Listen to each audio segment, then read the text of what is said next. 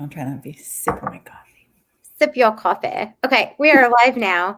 Hello, everybody. Welcome to the 5 top things. Today, Renia, we are on talk. Oh my gosh, no, it's not talk 5. It's talk 4. I'm going to do this while we're live. It's talk number 4. I'm trying to make this go faster, but it's not. We have one more week after this. Today, we're talking about being flexible and adjusting your approach. And Renia and I are coming from a breastfeeding, Renia, and mindset, me perspective. Renia, how are you? Doing great, Victoria. I'm enjoying the New Jersey sunshine today, albeit that it's freezing and windy. The sun is appreciated. Yeah. How about yourself? I'm amazing. Well, you just shared an incredible thing with me. You are celebrating your wedding anniversary. Is that right? That is true. I hope it's okay to share that with the world. That's beautiful. It's all good. Thank you. Here's to 13 more years. Oh, that's really, really beautiful. This is 13. Before we get started, do you have any tips for people out there on how to go 13 years strong in a marriage? Okay, I have 2 quick pieces. Number 1. Yep. Write this down. They're really simple. 2 quick things, although they're very hard to, simply stated, difficult to execute. Number 1, treat your partner the way you want to be treated. Yeah, exactly. Treat your partner the way you want to be treated. And number 2, it's the same holds true with breastfeeding, ladies and gentlemen. If you want to take care of other people and be present in a relationship with somebody else, you must take care of yourself. Probably one of the best components of my marriage is that my husband and I support one another enough so that we give each other space to do your thing and do my thing. So you just compared your marriage to breastfeeding. That was funny. And I couldn't not let that go. I love those 2 tips. If anyone's joining us, we're talking about Renia's tips on keeping a marriage strong 13 years today. Take care of yourself and treat your partner the way you want to be treated. I love both of those. Incredible. And be flexible and adjust your approach. So I love this topic, Renia. I'm so excited. For the last 3 weeks, we did talk about some really important things. This one is really important. Just being flexible in parenting and adjusting your approach and inside of breastfeeding. I'm curious, what do you have to say about this as it relates to new families who are on their breastfeeding lactation journeys? I will say one of the very first questions that I ask clients that I work with is, what are your goals? What are your breastfeeding goals? Right? So we start with what we want the outcome to be. Yeah.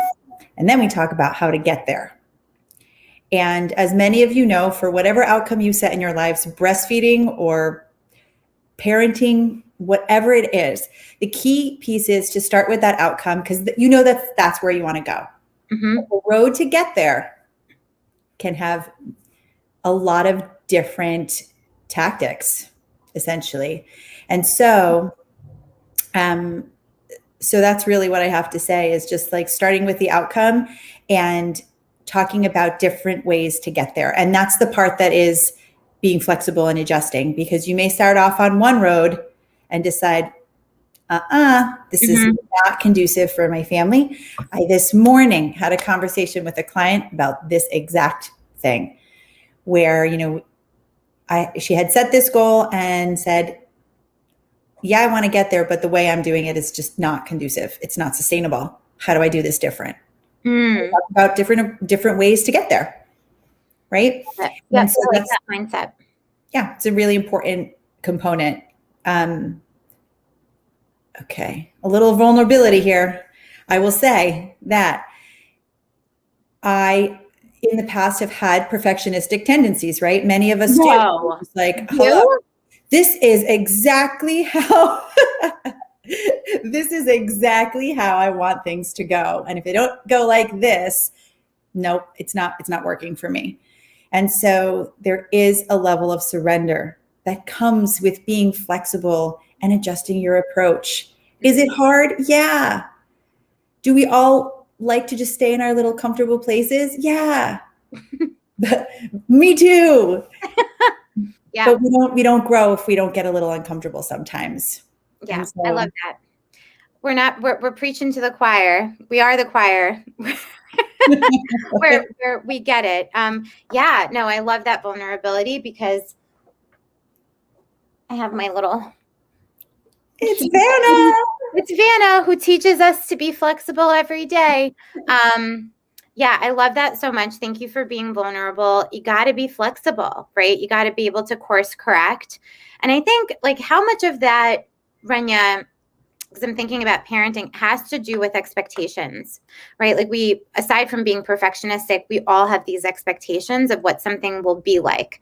Like I will have a baby and they're going to latch on perfectly and we're going to have this beautiful breastfeeding journey, right? And then it's like everything but, right? And then what would you say is important in terms of expectations? Be totally done with them or have reasonable expectations, or what would you say? Yeah, exactly that. Oh, okay. Be realistic. Mm-hmm. So a lot of the times that can look like my goal is to breastfeed my baby. It can be really that simple. My goal is to breastfeed my baby and to get to the place where I'm breastfeeding comfortably and it's a mutually beneficial relationship, meaning it works for me and it works for my child. Mm-hmm. It can really be that broad. So having expectations, I think, is important because it fuels us to get to that place. It's like motivation. Exactly. It's motivation and fuel. So having expectations is important. I think the key piece is giving yourself space to fall on your face. It's okay. It's okay to say, I wanted to do it that way and it didn't happen that way. And say, oh gosh, epic like disappointment for me. That's okay. It's okay to feel disappointed. It's what you do with that changes the outcome, right? And I would believe that it's the same in parenting when it comes to setting an expectation of potentially my child will stop watching so much television. I don't know. I'm making this up, right? And how and wanting that for your child because you want your child to be engaging in other activities, hypothetically speaking. But allowing for that change in course. Right? I mean, what do you have to add to this, Victoria, as far as how whether or not expectations are something that we should continue to use as a tool or just omitting them altogether? Yeah, it's a really great question. I'm so glad we're asking it. Yeah, I think it's good to have, an idea of what you want your outcome to be, right?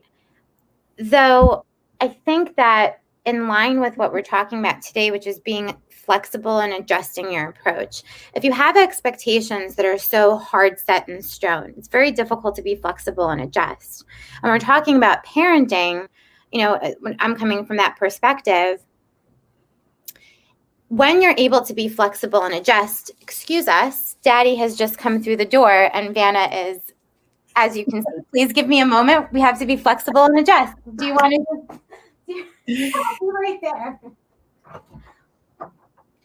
We're doing the live. Absolutely. Thanks for being flexible, audience. This is what it's about. Yeah, flexibility. Yeah, thank you everyone for being so flexible about that. But I think when it comes to parenting, what I was saying was when you have a flexible mindset and approach, and you can kind of speak to this because you're a mom, right?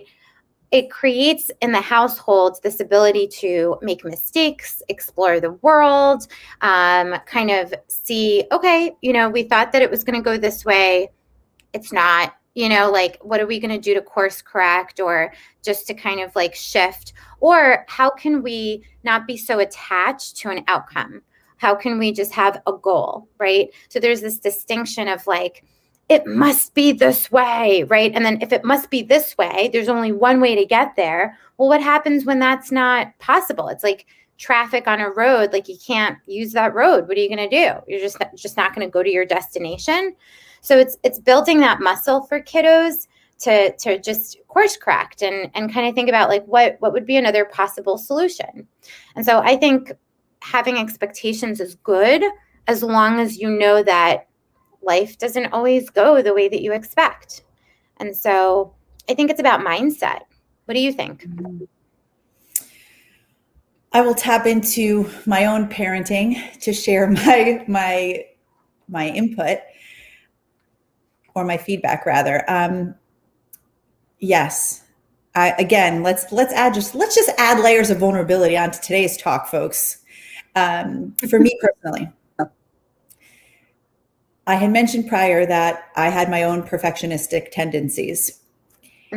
And I realized over some time, I would say over the past year, as a matter of fact, that I was passing those things on to my children, because if they set a goal and they did not achieve the goal the way that they wanted to, they would end up disappointed. And I think part of it is societal, where we put this pressure on ourselves to never make mistakes. What is that? It adds so much unnecessary stress to situations, I find. And so how I feel I course corrected was by giving myself the space to make error and course correct and have that trickle down to my children. I love it. It's probably the best thing you could have done. Thank you. It's not easy to let go and to surrender. It's uncomfortable. Yeah. But I promise you that you grow along with that surrender. Promise. It's inevitable. So how that relates to breastfeeding, I will say that many women will say, I want my baby to get breast milk, right? And there's more than one way for your child to get breast milk. And although let's just hypothetically say that exclusively pumping and giving your baby that breast milk is not what you had intended on, it's not what you ultimately wanted, but for one reason or another, breastfeeding has become so difficult and so consuming to you emotionally that it is no longer beneficial for you. And we end the this to the breast relationship. Your baby can still get breast milk, and you can pump and exclusively give that breast milk. And that's just one example of how we took a different road to get to the same place. And do you find, I love that sometimes there's a period of almost grieving. Yes. That takes place, I would imagine. Yes, that's actually the word we used this morning with my client. Grief. Yep. Just like, and giving yourself the space to do that. I'm talking a lot about that today, giving yourself the space, give yourself the permission. Mark Brackett, he's a great psychologist. He talks about giving ourselves the permission to feel things. It's okay to feel disappointed. It's okay to feel like I didn't get what I wanted. And acknowledging that and honoring that that's actually the truth of how you're feeling is okay. When it comes, I feel like, to anything and to parenting too. I mean, how does that relate to outcomes and expectations from the parenting mindset? Hugely, right? It relates hugely because, like you shared in your own example, and I'm thinking of couples that I work with on their own parenting. It's funny because perfectionism in children, I will just ask one question. I'll say, who's the perfectionist in this couple? And there's always one. And we laugh. They're like, how did you know? I said, because children are the best mimes. Like, they just mimic, and, they see something and they learn about themselves that maybe they have to be a certain way for things to be okay. Or they see mommy or daddy doing it. And so, this is how it should be. And they don't always learn the way to go when things don't go right. They either clam up, or they get really teary, or when you'll notice kids, get upset when you're upset, and so they have a harder time being flexible with themselves. And then you see perfectionistic tendencies in kids. And so what you just talked about doing as a mom and noticing that and recognizing that in you is incredible, because I think it's very brave. I think that as a parent, not only do you look at yourself and say, okay, this behavior doesn't work for me. Now you see that it may not be workable for your child. So not only are you course correcting for you, but you're thinking ahead of how this might impact a developing kid, right? And so it's probably the most courageous thing that a parent can do, to look over here and say, if I see that behavior in my child, what's going on over here that might be, kind of manifesting this from an empowered standpoint? And, switching up a few things, and you'll notice the difference in their behavior.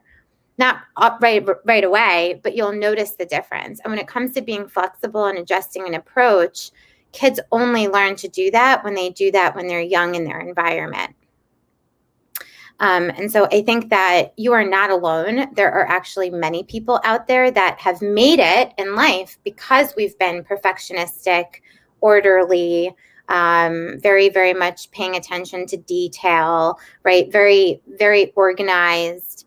And then you have children, and children are not that. And they don't really contribute to organization or calm or, perfectionism. They are like a guinea pig. They're like a canvas, and you're like, how do I do this? Right. So it's like, they're going to create that chaos in you.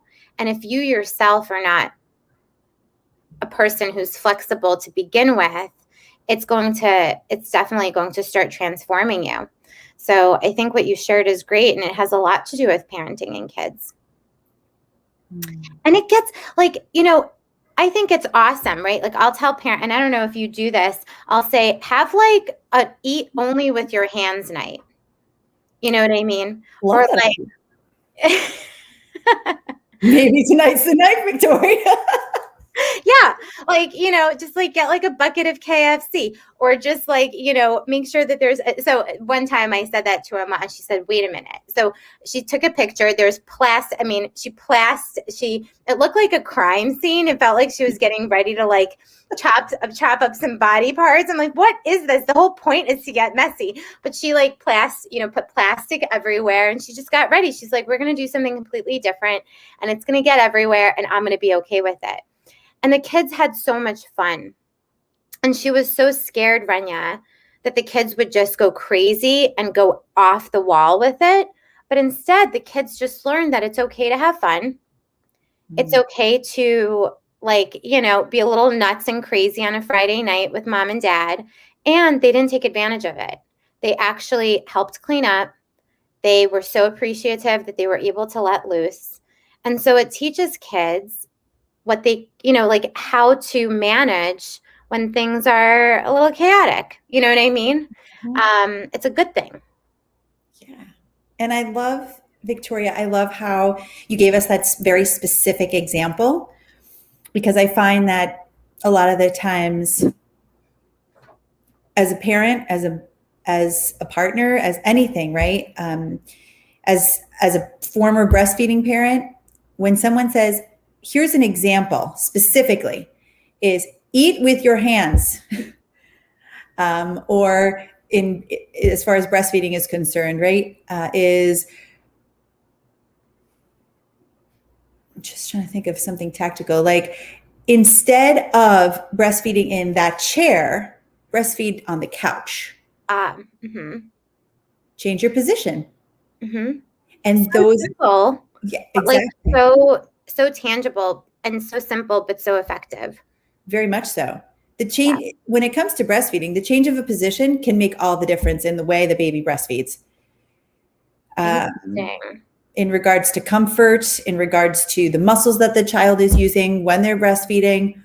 And that small little difference, as much as you love to feed maybe in this like kind of traditional across the body position, feeding on the side like this is called football position. Feeding in this position might be more beneficial for your brand new 4-day-old baby who doesn't have very much neck support, control rather. And that can make the difference just for a couple of days. And then we can go back to what you're comfortable with potentially. So again, like eat with your hands, breastfeed in a different position. These are tactical things that we could potentially do to get us to where we want to go, just in a different way. And so thanks for the anniversary dinner suggestion. We might just eat with our hands. You get some hamburger helper and just kind of like eat with your hands, you know, and it's fun. You know, the other thing that I think about is as kids get older, as kids are getting older, they want more of like, I want to do this myself, right? They want the individuation. They want to kind of make their own decisions. And what I see sometimes happening, and another example is a parent might say, but wait a minute, like I always made these decisions for you, or I always dressed you, or I always did your hair. I remember even when my mom, when I was younger, the day that I said to her, Mom, I think I want to do my own hair. I think she years later told me that was very sensitive for her because, you know, she's like, oh, okay. You know, so just letting go and being able to just kind of go with the flow and know that it's actually developmentally appropriate.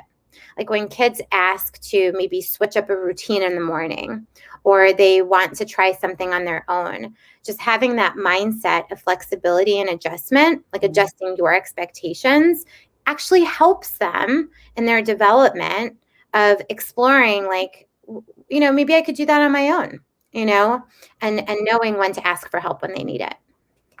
Helps build confidence also. Hugely. Right? Yeah. Yeah. When you say that, Victoria, I think of another practical example when it comes to letting your child dress themselves. Although, man, the color or woman, the color combinations can get really interesting. Mm-hmm. And I will say, personally speaking, and all fellow parents out there, right, is like, what are you wearing? But one way that I can personally suggest in your example is with clothing is saying, okay, so it's winter out and you're welcome to dress yourself. Your outfit must include sleeves that are long and pants that are long. Do it up. And letting them explore that. And if they look completely ridiculous from a fashion standpoint, okay, as long as they're dressed seasonally appropriate. I can't tell you, I wish I had a picture of what my daughter put on this morning. Oh, what was it? It was leggings with a long sleeve shirt and short, like shorts overalls over that whole outfit. I love it. Sparkles and sequins. I love it. It's like going back to the 90s, like the crisscross. Yeah, I love it. Love it. Love it. Okay.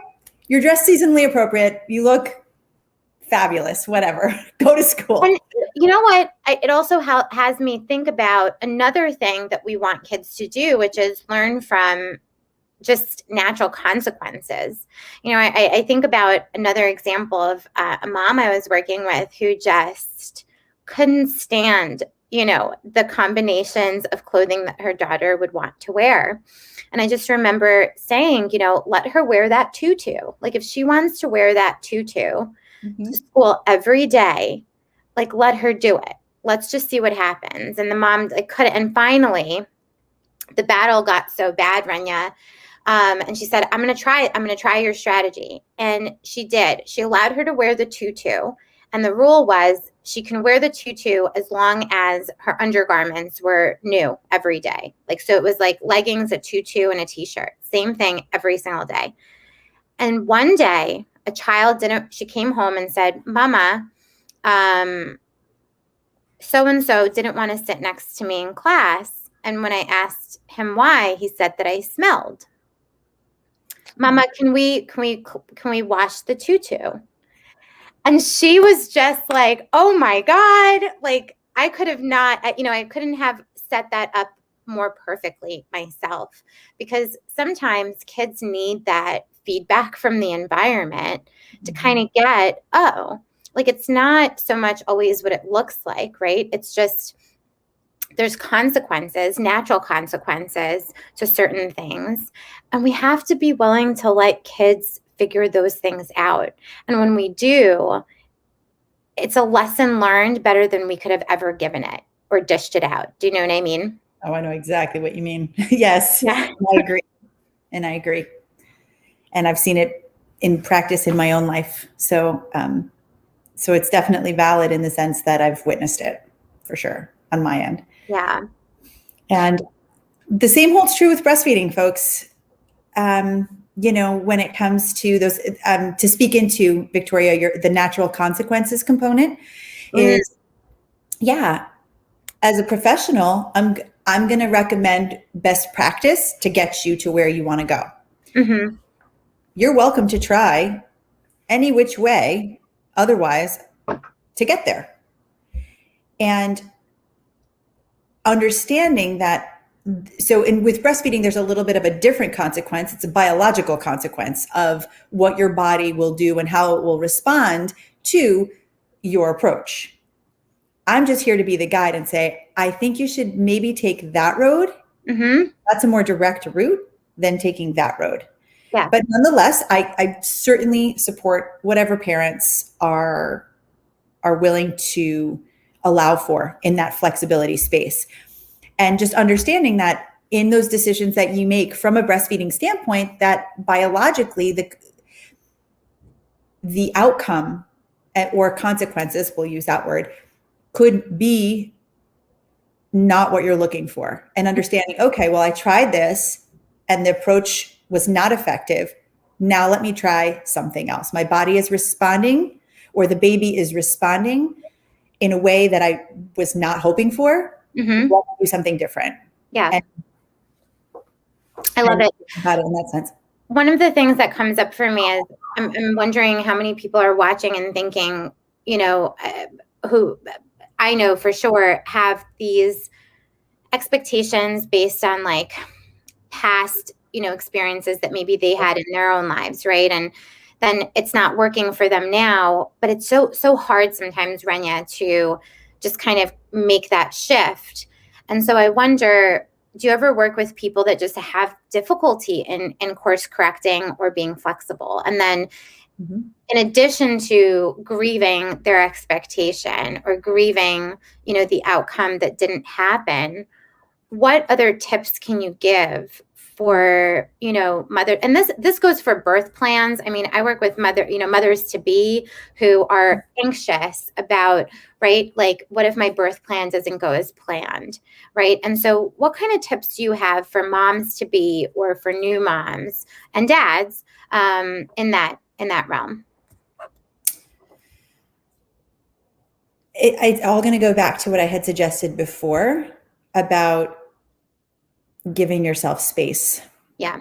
The repetition in me saying that is really important, because sometimes we have to hear the same thing 42 times to actually like have it settle in.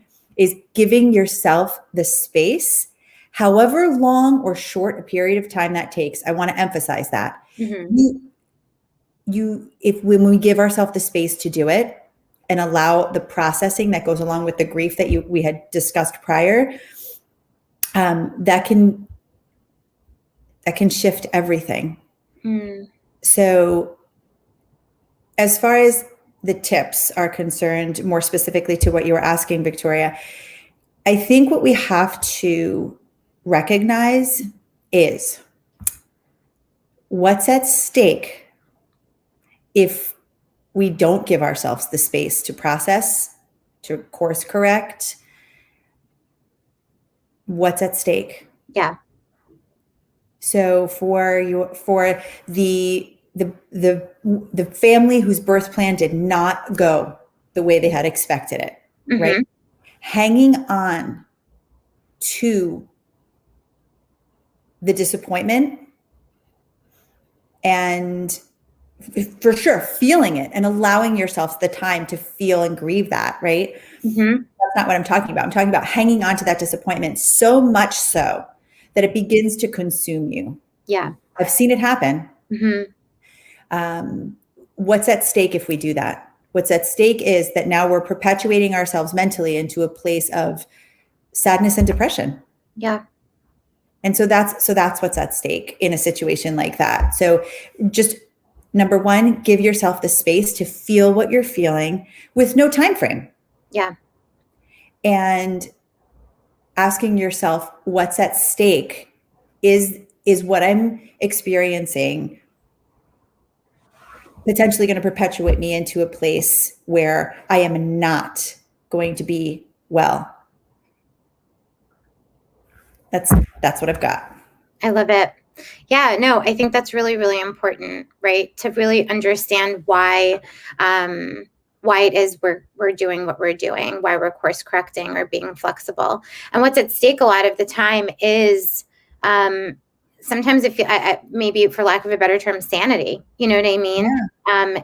And being able to, I think also it's a craft, it's an art to be able to step outside of yourself, right? And just kind of say, okay, this didn't work. This is my outcome. What else could work? And just being able to be that flexible with it. Yeah. And although I know that we'll be talking about this next week, seeking out additional resources or when you feel like, well, I don't know how else to do it. Yeah. I love that. So when it comes to parenting, like I'm trying to institute some level of discipline with my child. I've tried everything I got. Victoria, what do you got? Right? I talk to parents it's so funny because they'll say, oh, I didn't think about that. Thank you so much. And it's something so small, but it makes such a difference. I really appreciate that. I think that's really, really important. I am so excited. Next week, we are going to talk about something that I think is really near and dear to you and I, which is support and asking for it. Sounds like common sense, not always common practice. So we're definitely going to dig into that. But before we end this topic, I also want to just share about this whole other realm of parenting that sometimes, has to do with parenting a child that you didn't think you were going to have. And I bring this up because I work a lot with parents, and I specialize in working with parents who have children who have all sorts of special needs. And so when we're talking about being flexible and adjusting your approach, right, just I want to acknowledge parents who are consistently being flexible and adjusting their approach from a place of necessity. You know what I mean? Because in this conversation, we're talking about it as another tool. But for so many parents out there, there's no other option. And sometimes that falls into our laps and we didn't ask for it. You know what I mean? And it's big. It's like having a situation in a context that you didn't prepare for. So this topic, Renia, can go beyond what we're talking about, and just so extremely significant. I also want to say we're offering something, right, every week. Do you want to share a little bit about that? Sure, absolutely. I want to just also acknowledge that last point that you brought up, and just say to all the families out there who experience the need for being flexible and adjusting out of necessity, like, I honor you. Kara. Oh, thanks, Kara. You are welcome, Kara. I miss you, Kara. Kara is the wife of one of my very good childhood friends, Boris. Wonderful to have her share. So where were we? Oh gosh, you see, I'm trying to. You were acknowledging the families. So yes, we're acknowledging families for the need to be flexible and adjust based off of their personal situation. And we're also offering, right, to all of the families who have joined us today. My personal offer is a 30-minute consultation with me at whatever time frame allows for. But by the Friday, usually after the talks, if you reach out to me and tell me that you joined Victoria and I for one of these talks, I will give you a complimentary 30-minute consultation session with me. I love it. That is a steal. Everyone should do it, even if they're not breastfeeding. Just spend time with Renia. Thanks, Victoria. For me, it's the same. Usually, if somebody's signing on with me, I'll offer a complimentary session on me. I'm offering that to everybody, anybody who connects with me before Friday. Or by the end of the day Friday, and says, I joined your 5 top things, and I would love to have a conversation with you about what could be possible inside of working with me. And so I know that, Renia, you and I are highly motivated to support people. And that's why I love you. And I love doing this with you. And so next week, we're actually going to do the same thing, right? But we're going to talk about support system and the importance of it. So please join us. Renia, is there anything else for you before we end, sadly, for today? Thank you for your time, everyone. I think that I learned this lesson a long time ago, that time is the ultimate scarcity, and we all could be doing other things, right? Especially you, the viewers. And so I just want to acknowledge you and thank you for the time that you spend with us when you join us. Yeah. I agree. I echo. Thank you, Renia. We'll see you all next week. Take care of yourselves, everyone.